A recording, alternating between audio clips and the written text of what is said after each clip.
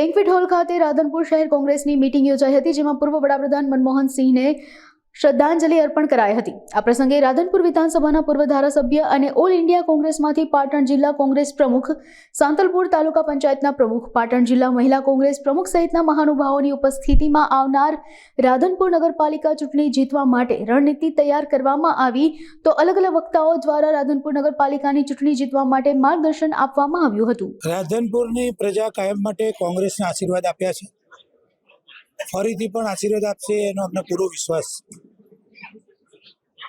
Ward wise બૂથનું planning અને ઉમેદવારો માટેના ક્રાઇટેરિયા કોંગ્રેસ પાર્ટીએ જે નક્કી કર્યો છે એના માટેની આ રિવ્યુ મિટિંગ છે। પાર્ટી ઉપરથી નક્કી કરશે કોનો ઉમેદવાર બનાવવો, પરંતુ ચૂંટણી લોકોના જે મેઇન પ્રશ્નો, પીવાનું મીઠું પાણી, અંડરગ્રાઉન્ડ ગટર, લાઇટ, રોડ, રસ્તાની વ્યવસ્થાઓ માટે આ ચૂંટણી લડવામાં આવશે।